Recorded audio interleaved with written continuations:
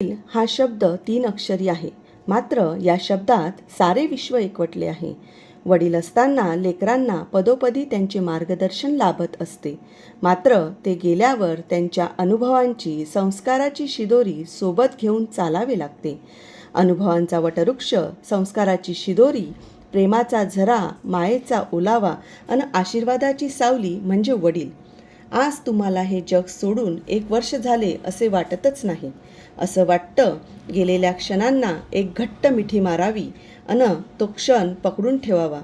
पण नीती हे असे चक्र आहे की त्याला सारेच बळी पडतात अन हुरहुर लागते ती मागे राहणाऱ्या जीवाला.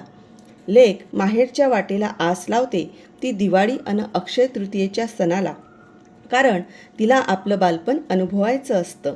पण चालायला, बोलायला, जीवन जगायला शिकवणारा बापच माहेरात नसेल तर सारंच नीरस वाटायला लागतं.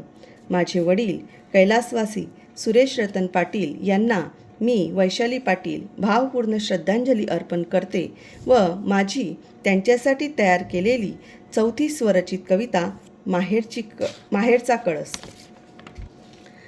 पुस्तकाची पाने पलटावी तसे वर्ष उलटले. पुस्तकाची पाने पलटावी तसे वर्ष उलटले. बंद करता डोळे मात्र सारे एक स्वप्नच भासे, सारे एक स्वप्नच भासे. बाप म्हणजे लेकरांची संकटे पेलणारी ढाल. बाप म्हणजे लेकरांची संकटे पेलणारी ढाल.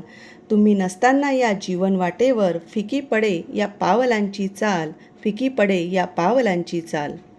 अंगणातील होता तुम्ही तुळस, तुम्ही तर माहेरचा कळस. अंगणातील होता तुम्ही तुळस, तुम्ही तर माहेरचा कळस. परिवाराचा होता तुम्ही श्वास, अर्ध्यावरी सोडून गेलात जीवन प्रवास, अर्ध्यावरी सोडून गेलात जीवन प्रवास. आज आहे प्रथम पुण्यस्मरण, पदोपदी येई मात्र तुमची आठवण. आज आहे प्रथम पुण्यस्मरण, पदोपदी येई मात्र तुमची आठवण. नमन करून प्रतिमेला अर्पिल्या फुलांच्या माळा, अर्पिल्या फुलांच्या माळा. तुमच्याशिवाय फिका पडला हा माहेरचा वाडा, हा माहेरचा वाडा.